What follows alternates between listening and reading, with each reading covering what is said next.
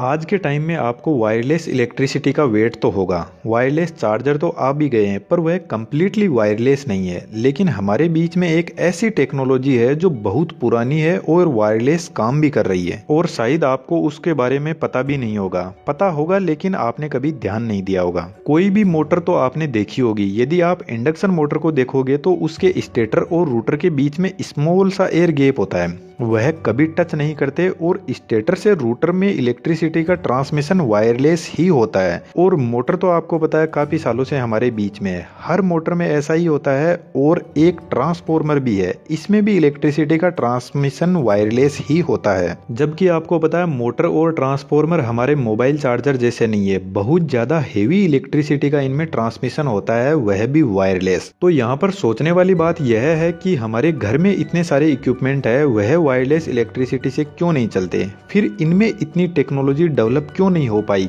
क्या यह सच में वायरलेस इलेक्ट्रिसिटी पॉसिबल भी है या नहीं? देखिए, वायरलेस इलेक्ट्रिसिटी पॉसिबल तो है, पर अभी तक हमारे पास में ऐसी टेक्नोलॉजी नहीं है कि हम लॉन्ग डिस्टेंस पर इलेक्ट्रिसिटी वायरलेस ट्रांसफर कर पाए। अभी भी हमें इलेक्ट्रिसिटी ट्रांसमिशन के लिए वही कन्वेंशनल सिस्टम, बड़ी बड़ी ट्रांसमिशन लाइन लगानी पड़ती है, क्योंकि इकोनॉमिकली अभी तक तो यही बेनिफिशियल है। शॉर्ट डिस्टेंस के लिए वायरलेस इलेक्ट्रिसिटी पॉसिबल भी है और इसके कोई साइड इफेक्ट भी नहीं है। हो सकता है आने वाले कुछ टाइम में हम हमारे घर में एक ऐसी डिवाइस लगा दे जिससे हमारा टीवी, फ्रिज, कूलर यह सब वायरलेस ही चले। हमारे फोन भी हमारे पॉकेट में ही चार्ज हो जाएंगे। इलेक्ट्रिक कारों को चार्ज करने के लिए हमें बस हमारी कार को चार्जिंग स्टेशन पर ले जाकर खड़ा करना होगा और हमारी गाड़ी चार्ज होना शुरू हो जाएगी। लेकिन यह सब एक शॉर्ट डिस्टेंस इलेक्ट्रिसिटी ट्रांसमिशन के एग्जाम्पल्स है। तो थोड़ा सा हम यह देख लेते हैं कि यह लॉन्ग डिस्टेंस पर पॉसिबल क्यों नहीं है। अभी जो भी वायरलेस चार्जर है उनको हम वायरलेस नहीं बोल सकते, क्योंकि फोन को तो हमें चार्जर से टच करना ही पड़ता है, तब जाकर हमारा फोन चार्ज होता है, और वह भी बहुत स्लो, कोई फास्ट चार्जिंग नहीं है उसमें।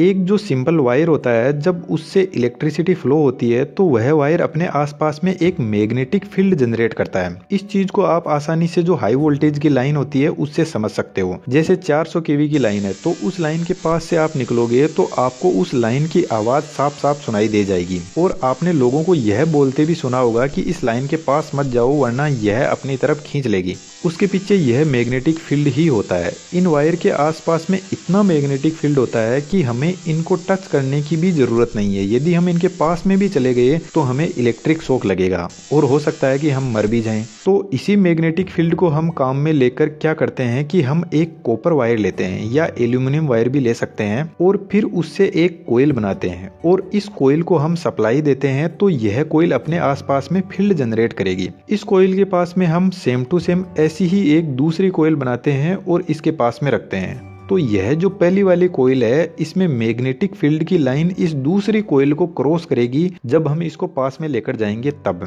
और इस सेकेंडरी कोयल से यदि हम कोई लोड कनेक्ट करते हैं, छोटा बल्ब जलाते हैं, तो वह जल जाएगा, क्योंकि यहाँ पर अब मैग्नेटिक फील्ड के थ्रू वायरलेस इलेक्ट्रिसिटी ट्रांसमिशन हो रही है। यह तो बस एक इसकी बेसिक सी कहानी है। जो हमारे वायरलेस चार्जर होते हैं उनमें एक कोयल हमारे स्मार्टफोन में लगी रहती है और दूसरी कोयल चार्जर में, और चार्जर वाली कोयल मैग्नेटिक फील्ड जनरेट करती है और स्मार्टफोन वाली कोयल उसको रिसीव करती है और हमारा फोन चार्ज होना शुरू हो जाता है। लेकिन यहाँ पर दिक्कत यह आती है कि जैसे मैंने अभी आपको हाई वोल्टेज लाइन का एग्जांपल दिया, तो यदि हम हाई वोल्टेज पर इलेक्ट्रिसिटी ट्रांसमिशन करेंगे वायरलेस, तो यहाँ पर हमें बहुत ज़्यादा मैग्नेटिक फील्ड जनरेट करना होगा।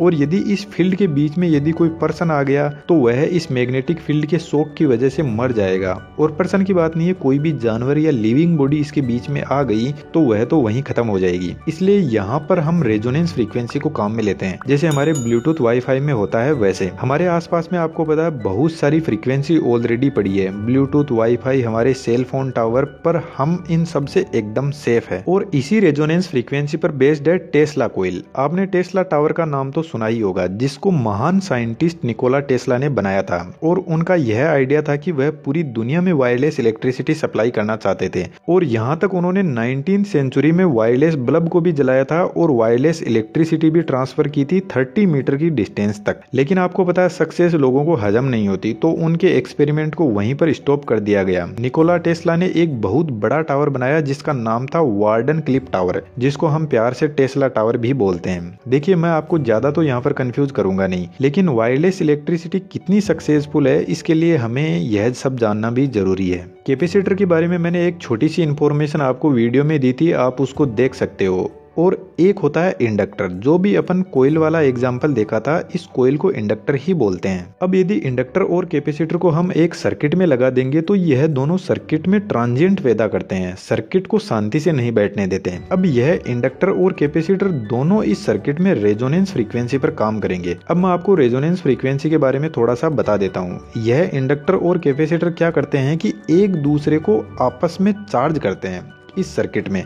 जैसे इंडक्टर चार्ज होगा तो वह कैपेसिटर को चार्ज करेगा, तो कैपेसिटर का चार्ज बढ़ेगा, और फिर कैपेसिटर वापस डिस्चार्ज होगा और इंडक्टर को चार्ज करेगा, तो कैपेसिटर का चार्ज वापस डाउन हो जाएगा। तो इस तरीके से यह प्रोसेस चलती रहती है। और यहाँ पर हम सही से देखेंगे तो एक वेवफॉर्म सी बनती जाएगी, और इसी वेवफॉर्म को हम रेजोनेंस फ्रीक्वेंसी बोलते हैं। अब यह थोड़ी देर बाद में स्टेबल हो जाएगी, अप डाउन नहीं करेगी ऐसे, क्योंकि एक टाइम के बाद में कैपेसिटर और इंडक्टर आपस में चार्ज कराकर बैठ जाएंगे, तो वह कंडीशन कहलाएगी रेजोनेंस कंडीशन। अब यह तो रेजोनेंस फ्रीक्वेंसी है जिसको हवा में ट्रेवल करना है, लेकिन इसको पावर देने के लिए हमें वोल्टेज को बहुत ज्यादा हाई करना होगा।